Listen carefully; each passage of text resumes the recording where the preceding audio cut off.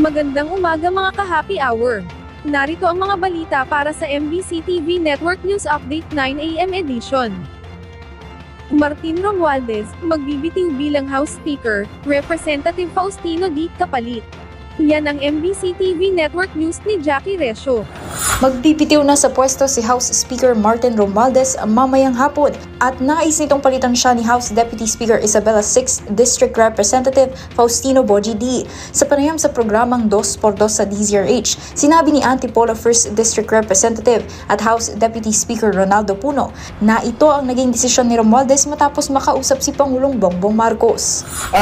Actually, kahapon nung sinabi sa amin ni Speaker ang kanyang plano na magbitiw na, hiniling din niya sa aming mga party leaders na tulungan namin si Deputy Speaker Boji D para umakyat na sa posisyon na yun. At ang procedure dyan is kung magbitiw si Speaker at inaasahan namin, hinihintay namin na baka magbigay siya ng speech mamayang hapon para sabihin sa amin yung kanyang desisyon, magiging bakante yung posisyon. So kailangan magbobotohan kami and we will have to elect a new speaker. At ang request sa amin ni Speaker Martin is si Deputy Speaker Boji D ang aming botohin mamaya. Paliwanag ni Puno ang sino mang magiging bagong House Speaker ay pagbobotohan ng mayorya. Paano kung merong mag-nominate ng iba? Halimbawa, tumayo si Congressman Kiko Barsaga. At ninominate niya sarili niya. Pwede ba i-nominate yung sarili niya? Hindi ko alam kung pwede mo i-nominate sarili mo. Pero, siyempre, alam mo, it's a free country, di ba?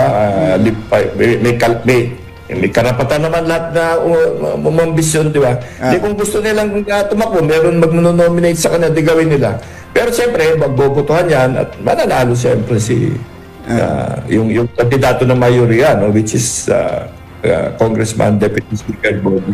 Naging matunog din ang pangalan ni Congressman Kiko Barzaga nang ipresenta niya ang kanyang sarili na susunod na House Speaker at pagpuna naman ni Puno sa kanyang mga kilos at asal bilang hindi angkop sa pagiging mambabae. Ni Puno hindi niya nais matanggal sa Kongreso si Barzaga kundi mapaalalahanan at magtanda ito sa tulong ng aksyon ng Ethics Committee. Sabi ko nga ang aming direksyon dito para malinaw ng Ethics Committee kung ano yung mga patakaran ng ating mababang kamera dito. Maraming pwedeng consequences yan. Pero siyempre depende rin sa kanya, no? Kung halimbawa hindi tumigil, sinabi ng committee na hindi na tama yung kilos mo. Sabihin mo, ibaba mo yung mga post mo na malalaswa. Ganyan. Kung hindi niya ginawa, di siyempre, aakit yung penalty ng mas mataas pa. Pag hindi ginawa, ganun pa, di ba?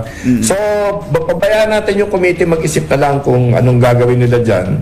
Dahil yan ang tungkulin nila. Pero sana naman hindi marating sa yung mga expulsion, mga ganun. Dahil siguro naman meron pa rin namang magagawang paraan niya paano maayos lahat. Ayon naman kay Puno, tanging palitan lamang ng House Speaker ang mangyayari mamaya at wala rin pambalak ang Kamara na magpalitan ng iba pang leadership positions dahil kakapalit lamang nito. Para sa MBC TV Network News, ito si Jackie Resio ng DZRH, una sa Pilipinas, una sa Pilipino.